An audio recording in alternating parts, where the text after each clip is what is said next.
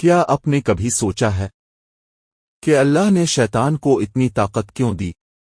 وہ تو نافرمان تھا، مردود تھا، لعنتی تھا، پھر بھی جو مانگا اسے عطا کر دیا گیا۔ کیا اس وقت معاذ اللہ تعالی مجبور تھا؟ نہیں، ہرگز نہیں۔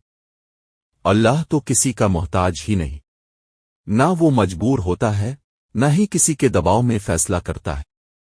وہ ہر عیب سے پاک ہے، حکمت والا، انصاف کرنے والا اور سب پر قادر ہے۔ اگر اللہ چاہتا تو شیطان کو بنا کر بھی مٹا دیتا، چاہتا تو اسے کبھی پیدا ہی نہ کرتا، لیکن پھر بھی شیطان کو مہلت دی گئی، طاقت دی گئی، اور اسے انسانوں تک رسائی کا اختیار بھی دے دیا گیا۔ اب سوال پیدا ہوتا ہے، ایسا کیوں ہوا؟ آخر اس میں کیا راز ہے؟ شیطان وہ ہے جو انسانوں کا کھلا دشمن ہے، اور انسان وہ مخلوق ہے جس سے اللہ کو سب سے زیادہ محبت ہے۔ تو پھر اللہ تعالیٰ نے اپنے محبوب بندوں کے دشمن کو طاقت کیوں دی؟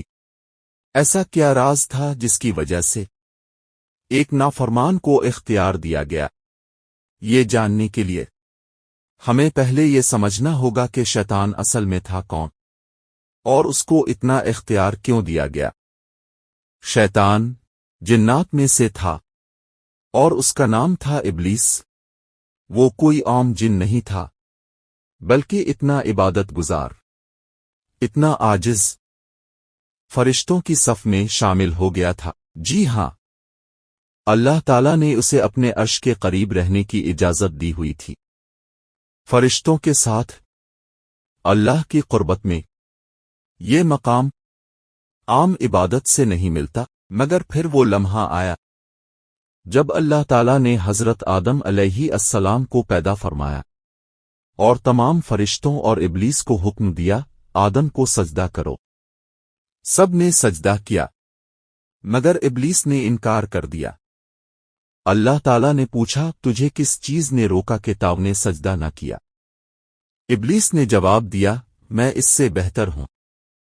تو نے مجھے آگ سے بنایا اور اسے مٹی سے۔ یہی تھا وہ غرور، وہ تکبر جس نے اس کی ساری عبادتیں برباد کر دیں۔ اللہ تعالیٰ نے فرمایا، نکل جا یہاں سے، تو لعنتی ہے، مردود ہے۔ اور یہی وہ لمحہ تھا جب ابلیس شیطان بن گیا۔ مگر یہاں کہانی ختم نہیں ہوتی۔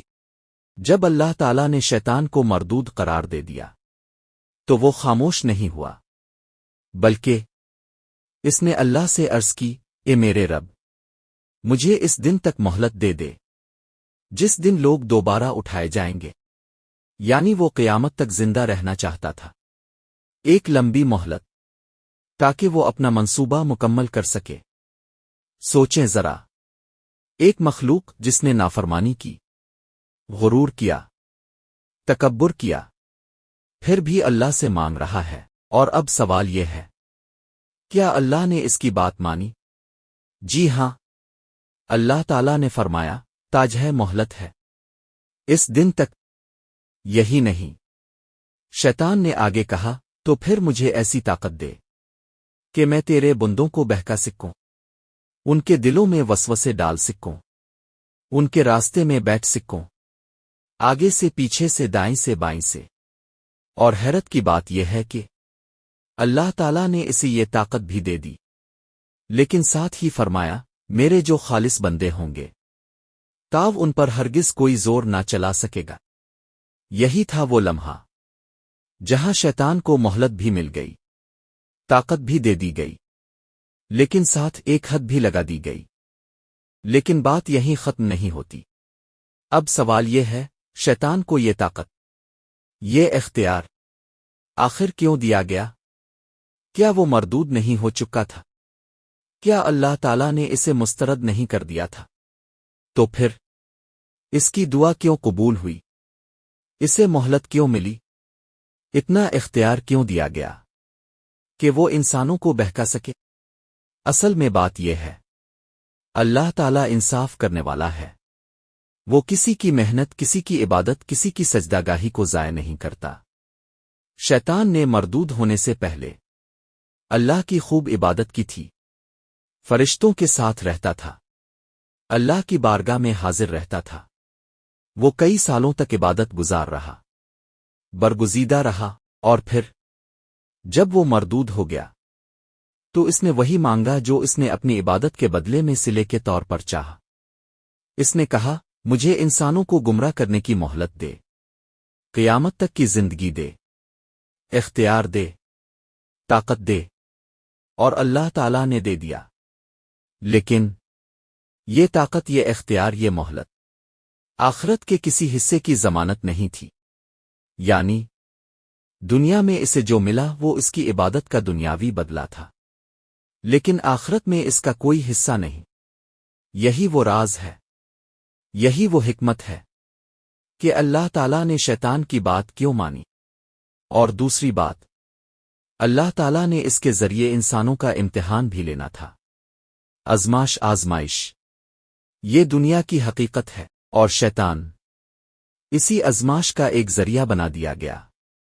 इसे इसकी सजा मिल गई और हमें अपना इम्तिहान शुरू कर दिया गया। ये है अल्लाह की हिकमत, वो जो चाहे जैसा चाहे वैसा करे, लेकिन इसके हर फैसले में अदल भी है और हिकमत भी। हम इंसान अपनी अक्ल से इसकी तमाम हिकमतों को समझ नहीं सकते, लेकिन जो कुछ समझ में आ जाए इससे सबक जरूर लेना चाहिए। अगर आपको हमारी ये वीडियो पसंद आई है तो चैनल को सब्सक्राइब जरूर करें, और अगर आपको इस वीडियो में कोई गलती, कमी या कोताही नजर आए तो बराए करम कमेंट में जरूर आगाह करें, क्योंकि ये दीनी मामला है और हम पूरी कोशिश करेंगे कि इसकी इस्लाह की जाए।